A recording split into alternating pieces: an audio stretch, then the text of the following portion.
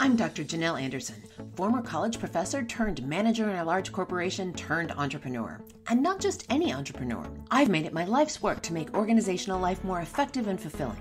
So welcome to Working Conversations, the podcast where we digest and translate research and ideas on workplace dynamics and serve up to you the most interesting and actionable strategies to make your workplace conversations and your relationships more effective, productive, and influential.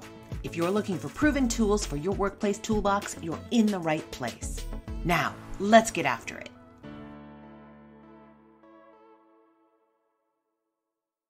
Hello there, and welcome to another episode of Working Conversations. You know, as the pandemic and its impact on work life continues, I'm increasingly asked about more nuanced situations that will continue to persist in the hybrid and remote workspace. And one of the things that's come up recently quite a number of times with several of my clients is the idea about how to manage up remote or how to lead up remotely. If you're not familiar with the term managing up or leading up, it's about thinking about your boss as your audience and really using all of the traits that you might use as a manager with your direct reports, but using them upwards. So in doing so, you really are supportive of your manager and makes your manager's job easier along the way. You will find common ground with a manager who doesn't necessarily think the way you do. And, well, it can also really improve the relationship between you and your boss. So that's the idea behind managing up or leading up. And it requires some executive presence, it requires some chutzpah, and it's much more complicated to do online as compared with doing in person. So as I've been thinking about this and helping some of my clients with it, I thought it would make for a really good podcast. So let me tell you about a time early in my career when I needed to do some managing up. I was in my early 30s and I was working for a large corporation. I mean, this is a $17 billion corporation, and I was managing a user experience group. We were working to make the product easier to use from the end user's perspective. And I led a small team, but I had a lot of visibility across the organization because my team worked like a consulting group across the organization with lots of different business units. And our senior leaders in the company were catching on that user experience and design and the design of our products was a really important factor in terms of getting more market share. And so this became a really pressing issue, not just for the work that I was doing, but across the organization. There was a new emphasis on design. So the senior leaders organized a summit. The summit was in New York City, in Soho, in a very hip design studio and painting studio. It was the coolest space, one of the coolest spaces I've ever been in. And as I was obviously invited to the summit, I flew to New York for the summit from Minneapolis, and very soon realized I was really punching above my weight class. I was by far the most junior person by probably decades. Again, I'm in my early 30s, and as I review pictures of the event, because it was a professional photographer there taking pictures of the event that I got, the ones that had me in them, as I review these pictures, like all of these, mostly men, I think they were out of about 40 people. There might have been 2 other women besides me. And again, I was far more junior, both in my title in the organization, as well as certainly by age. And in order for me to provide value, I absolutely needed to lead up and manage up. I needed to interact with the people who were at that design conference as if they were my peers. Now, I knew more about usability, user experience, and design than just about any of them, except for the outside experts that were invited to that summit that all of us were learning from. I had to show up with the confidence in my subject matter expertise in order to really be a peer to them at this conference, because this conference was all about ideation and idea creation and the future direction of the company. And I was being invited to sit at the table. Now, if I went and sat at that table and said nothing because I felt intimidated about being the youngest person there, or maybe one of the few females there, then I would not be bringing any value. So I needed to bring value, and that meant to a certain extent I had to get out of my own way and not be self-conscious about being so young and not be self-conscious about being one of the only women. Now, I want to walk through not only what I did there, but how you can take the thinking around how I was comporting myself and how I was behaving and how I was managing up in that situation to use yourself. And then, of course, we're going to layer on top of it the fact that we're in this remote world right now where we're doing the kinds of activities of building relationships, maintaining those relationships, and influencing people who are senior to us via computer-mediated technology. So it gets more complicated. Now, in one of the pictures of the event, I am staring down Don Norman, who is a guru in the usability and user experience design world. And he was one of the invited experts who did some teaching and gave some talks about, the future of product design and so forth to help our senior leaders really understand the field. Now, at a particular dinner where there's some pictures taken, I am taking Don Norman to task, and he and I get into a real debate about some of the things in our field, while the rest of the people, 4 other very senior leaders in our organization, including one of them who was the chief operating officer, sit around amused watching Don Norman and I go toe-to-toe on a few design ideas. Now, I might have been otherwise incredibly intimidated to do that, but I relied on my subject matter expertise, and I knew that except for Don Norman, I was the most wise and knowledgeable person at that table as it relates to user experience and user design. Of course, Don outranked me at that time and still does considerably with multiple books on the topic and quite a following himself. But it gives me great pleasure to look back on that time and see my confidence. And that confidence didn't just come out of nowhere. My confidence came from me knowing that I knew my subject matter expertise. And that was very instrumental in me demonstrating confidence in that moment. Now, of course, we're currently working in a remote and hybrid situation where you don't have as much face-to-face interaction, or maybe no face-to-face interaction with your senior leaders that isn't happening through a camera. And so now many people have told me, but Janel, I can't manage up at a distance. That's not a thing, because that was saying hello in the elevator and having my elevator pitch ready. That was saying, making some small talk with that senior leader before a meeting started. And that just doesn't happen anymore. Well, maybe it doesn't, but I'm here to tell you that yes, you can get there from here. You can get to that point of managing up or influencing your leadership, even if whether that's your immediate leader or people more senior in the organization than that from you. You can get there from here. And I want to invite you into a coaching model that you can use to coach yourself to get there. And it's called Be, Do, Have. Be, Do, Have. And in this model, you start with what it is you want to have. So in this case, you'd want to have influence and relationship with your senior leaders. And from that place of really getting clear on what you want to have, we're going to back it up to say, what do you need to do, or what practices do you need to engage in order to get that result of influence and leadership with your manager or senior leaders? And then prior to doing that, we're going to back up the do. And before the do, we're going to think about, who do you need to be? What sort of a mindset do you need to be in order to get yourself to do the things, the various practices that are going to result in you having influence and leadership?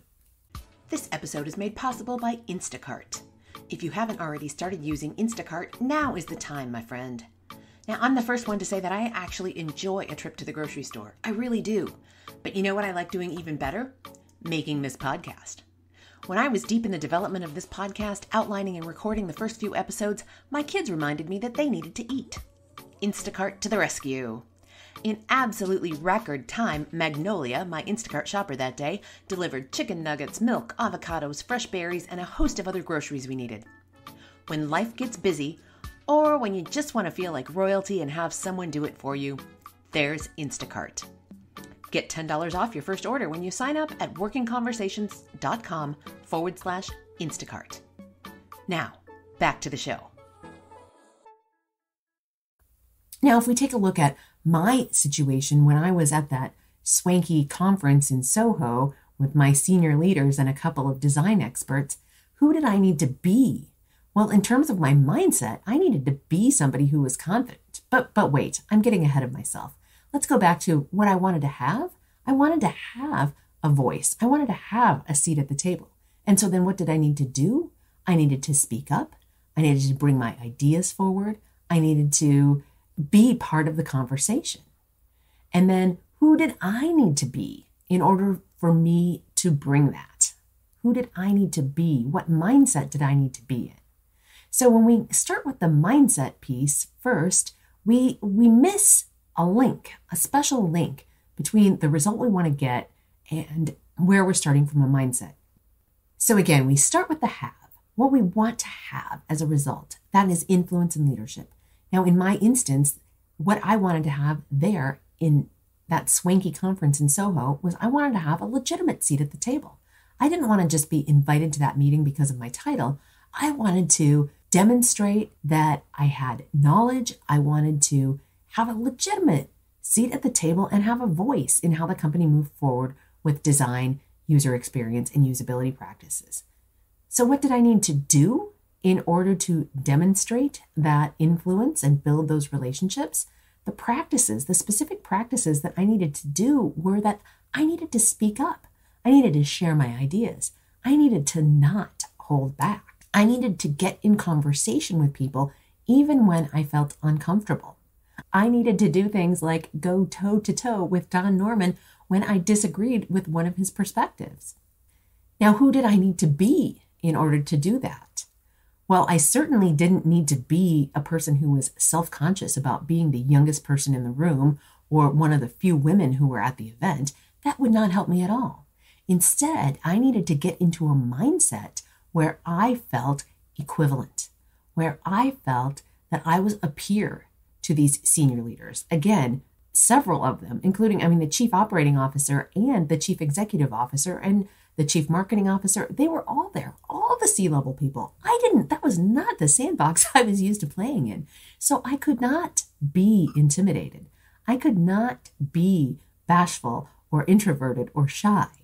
I needed to be somebody who was confident and somebody who felt worthy of being invited to the table. I needed to, in essence, bring it and bring it in a big way. Otherwise, I would never have been invited back. Okay, so there's the model. Be, do, have. So now let's look back again at managing up and leading up in an organization and in a more generic way. What do you want to have? Well, if you want to lead up more, if you want to manage up more, you essentially want to have more influence and relationship like I did. Now, as we think about backing that up in terms of what do you need to do, what practices do you need to engage in order to have that, we need to get a little tactical. So that relationship that you want to build with the senior leader is something that can be accomplished even though you're working virtual.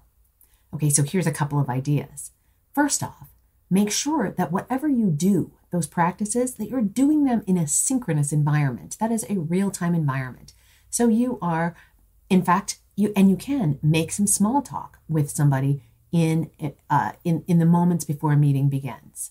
You can refer to your senior leaders by name when they are in meetings with you, whether you're agreeing with things that they've said or perhaps asking follow-up questions or even sometimes disagreeing. But do that synchronously. Don't send emails about that. Do that in real time with as high fidelity as possible. That means turning your camera on, using as many social cues as possible. Another thing that you can do is you can ask questions. And you can ask questions and be genuinely curious about the other person and interested in the other person. And that, that person being either your manager or somebody else more senior in the organization to you. Draw on your curiosity, ask questions. And now this might come in the form of setting up a short meet and greet with them. Now you could use an asynchronous, like an email invitation or a meeting invitation to book, say, 15 minutes of time on their calendar that isn't necessarily about a work issue, but that is more about expanding your network and getting to know other people in the organization. And so you could just reach out to somebody asking to set up a coffee with them. Now, again, you also do want to make sure you're not punching way above your weight class.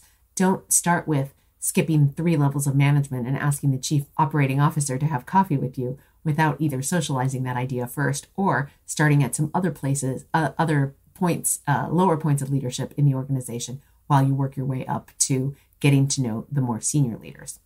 Let's look then at who do you need to be in order to do that? What is the mindset you need to be able to be in order to, say, initiate small talk at the beginning of a meeting, or ask a specific question of a leader during a meeting, or set up that coffee, whether it's with your boss or your boss's boss, for a short meet and greet. So who do you need to be to take some of those actions? And again, remember that when you're managing up, you're looking to find common ground, maybe with a manager who doesn't think the same way as you, or just find common ground with somebody that you don't know that much yet. And so you need to be curious. You absolutely need to be curious and interested in them. You need to be empathetic to their concerns, because their concerns may be very different than your concerns. You certainly need to find some balance of humility and confidence. And that's can be a kind of a tricky place. You want to be humble and not be cocky and overconfident in a moment like that, whether that's in the small talk before a meeting begins, or whether that is if you asked somebody for a coffee to do a meet and greet. You also need to balance that humility, though, with a certain measure of confidence. You need to remember that that senior leader puts their pants or their skirt on one leg at a time, just like you do. And so they are human, and you have something to offer. You have some certain subject matter expertise that your company relies on you for. So you need to be confident in that and bring that confidence into that conversation. So again, as you make small moves, and really these all end up being rather small moves, using a senior leader's first name in a meeting, for example, asking not necessarily a super personal question, but like, what did you do over the weekend? Or anybody have any interesting plans coming up? Question like that, and some small talk before, as you're waiting for a meeting to begin. Asking those questions really do start to form the basis of a relationship.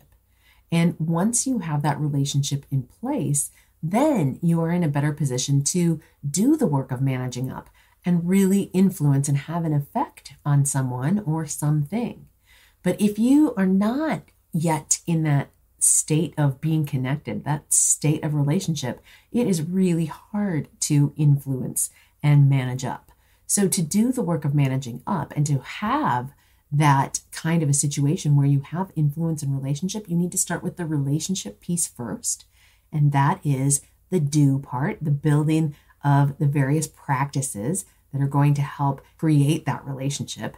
But again, for many of us, before we start to do that, we need to back that up to who we need to be in our interactions with those leaders, whether that's our senior leader in the organization or whether that is simply our immediate manager that we want to have more influence with and do more managing up. So there you have it. I will do a quick recap.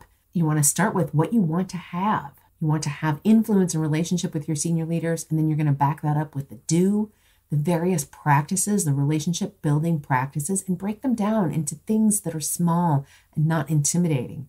And then show up into those interactions by being the kind of person, showing up with the kind of mindset that has confidence, humility, and all the other things that we talked about, so that who you are being puts you on square footing as a peer, at least at some level, with the leader that you are working to get to know better, so that you can have more of an influential relationship, managing up, and really ultimately being of better service to them, because that's what managing up is all about. When it's effectively done, it makes your manager's job easier, and it also makes it easier for you to do your day-to-day job because you have a stronger relationship with your manager.